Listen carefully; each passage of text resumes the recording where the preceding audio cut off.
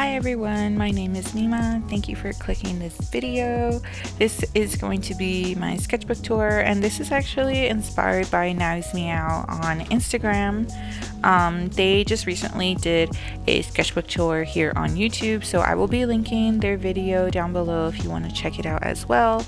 Their sketchbook was so fun and colorful, and I really liked the way they used up their pages, and I kind of thought like I had done the same with this sketchbook. I thought that it was complete, but when I looked at it again, there were a lot of pages that I didn't like, and I kind of considered that I was going to cover them before I showed you, but it's just a sketchbook, you know, it doesn't have to be perfect, and it's not anything you don't even have to show anyone if you really don't want to.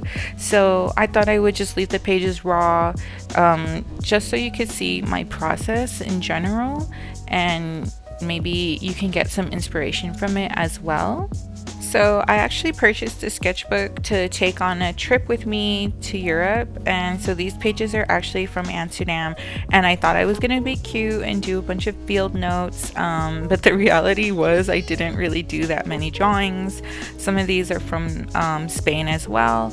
Because I had such a busy itinerary, we didn't really have that much time to sit down, and plus I was with a friend, so I didn't want to take too much of their time just sitting in a space. So around this time I was actually feeling pretty discouraged. I wasn't really making art for myself, so I was just trying to dip my toes in anything really, and I feel like you can see how unmotivated I was because I wasn't really filling up pages, or I wasn't really dedicated to the drawings and doing half drawings like we see here. So I decided to change my approach and try and just fill up pages even if I didn't like it. Like there's a lot of bleeding in this page, but I did end up liking how it looked, and so I didn't really mind that as well. I guess you could say that I sort of treat the sketchbook and the pages like diary entries. I don't really put that much thought about it, or that much thought into it, and you know, sometimes like here I was watching an old movie and I really felt inspired by it, so I decided to enter it into my sketchbook. But it's definitely not easy. Sometimes I don't even know how to express myself down on paper in writing, so the easiest way for me to do that is just to try and do it through imagery and just try different things and see what happens. So around this time is when I started to make drawings for Instagram in a way, or I started to make diary entries for Instagram through these sketchbook pages, because I wanted to start taking my art Instagram more seriously and posting there more often. So this was the easiest way for me to do that, was just to kind of make a sketchbook entry and start just posting on Instagram. I don't want to say that I made art for Instagram, but it was just so I could start posting and start being more regular and start being more open about sharing my artwork. And I also started taking the sketchbook a little bit more seriously and started to fill up more pages, as you can see, because I really wanted to get back into drawing, or just get back into something creative. And at the time, like I was saying earlier, that I really felt stumped and I really didn't know what direction I wanted my art to take. So I was just trying different things, and a lot of these pages I don't like and I don't think they're great. It's not good art, but I am still happy that I made the work, because the point is that I didn't want to stop. I think that's like the point that you don't want to get to is when you stop making art, and not everything is going to work and not everything is going to be beautiful or meaningful, but I am still making art. I feel like in these next few pages you can kind of see the struggle that I was having in making solid pieces and just kind of doodling here and there when I would go to a coffee shop or something. And I feel like further in the sketchbook you'll see how the work transitions, but these are just you know, little practices, and that's okay. Like I was saying earlier, your sketchbook does not have to be perfect work.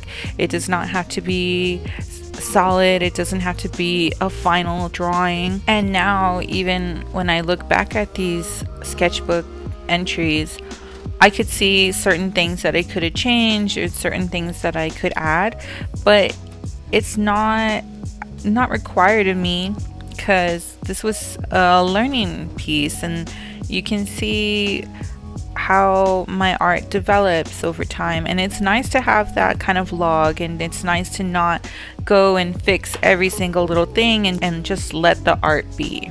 I know a lot of people, and even some of my friends, are going through art block right now, and I feel like this sketchbook is the perfect place to kind of figure things out, because it doesn't have to be serious, and wasn't my intention to show this. So even though I'm unsatisfied with these works, I don't think I would go in and fix them, since it's really not that serious to me.